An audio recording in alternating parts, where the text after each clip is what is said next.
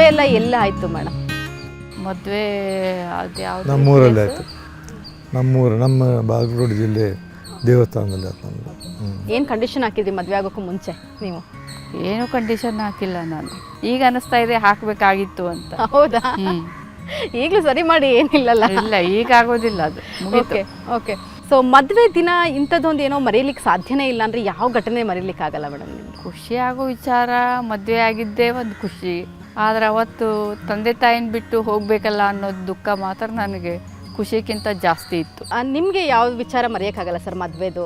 ಯಾವ ವಿಚಾರ ಮರಿ ಅಂದರೆ ಎಲ್ಲರೂ ಕೂಡಿ ಪ್ರೀತಿಯಿಂದ ಮಾಡಿದರು, ಮಾಡಿ ಎಲ್ಲರೂ ಸಮಾಧಾನದಿದ್ದರು.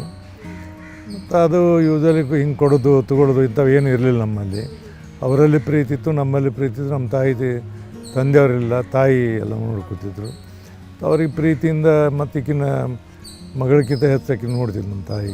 ಹಾಗಾಗಿ ನಮ್ಮಲ್ಲಿ ಏನು ಬರಲಿಲ್ಲ. ಮನೆಯಲ್ಲಿದ್ದಾಗ ಏನಂದ್ರೆ ಹಿಂಗೆ ಅಟ್ಲಲ್ಲೇ ಕುಂದ್ರಿಸಿ ಇಬ್ಬರು ಕೂಡಿಸಿ ಮಾಡ್ತಾರೆ, ಹಂಗಾಗಿತ್ತು. ಅದೊಂದು ಎಲ್ಲ ಸಾರ್ವಜನಿಕರಲ್ಲಿ ಆಗಬೇಕಾಗಿತ್ತು, ಆಗಿತ್ತು. ಪರಿಷತ್ನಲ್ಲಿ ಹೇಗೆ ಅಂದರೆ ಸರ್ ಒಂಥರ ಹೆಡ್ ಮಾಸ್ಟರ್ ಥರ ಇರ್ತಾರೆ ಯಾವಾಗಲೂ ಕೂಡ, ಸ್ಟ್ರಿಕ್ಟ್ ಆಗಿ ಸಾಕಷ್ಟು ತಿಳಿ ಹೇಳ್ತಾ ಇರ್ತಾರೆ ಕೂಡ. ಅವರಿಂದ ನೋಡೋದು ಕಲಿಯೋದು ಬಹಳಷ್ಟು ಇದೆ, ಕಿರಿಯರಿಗೂ ಕೂಡ ಹಿರಿಯರಿಗೂ ಅವ್ರ ಸಮಕಾಲೀನವ್ರಿಗೂ. ಸೊ ಮನೆಯಲ್ಲೂ ಕೂಡ ಹಾಗೇನೇನಾ? ಟೀಚರ್ ಯಾರು ಮನೆಯಲ್ಲೂ ಹೆಡ್ ಮಾಸ್ಟ್ರೇ ಅವರು, ಅವರೇ ಹೆಡ್ ಮಾಸ್ಟರ್ ಮನೆಯಲ್ಲೂ. ಸೊ ನೀವು ಟೀಚರ್ ಆಗಿರ್ತೀರಾ ಯಾವಾಗಲಾದ್ರು ಅವರಿಗೆ? ಟೀಚರ್ ಆಗಿದ್ದು ಉಂಟಾ? ನಿಮ್ಮ ಮಾತು ಕೇಳೋದಿಲ್ಲ, ಕೇಳಿಸ್ಬೇಕಲ್ಲ ನೀವು ಮತ್ತೆ ಸರ್ ಹತ್ರ ಒಂದು ಸ್ವಲ್ಪ. ಅವ್ರಿಗೆ ಟೈಮ್ ಇಲ್ಲಲ್ಲ, ನಮ್ಮ ಹತ್ರ ಕೂತ್ ಮಾತಾಡಿ ನಾ ಟೀಚರ್ ಆಗಬೇಕು, ಅವ್ರಿಗೆ ಹೆಡ್ ಮಾಸ್ಟರ್ ಆಗಬೇಕು ಅನ್ನೋದಕ್ಕೆ ಅವ್ರ ಹತ್ರ ಟೈಮ್ ಇಲ್ಲ.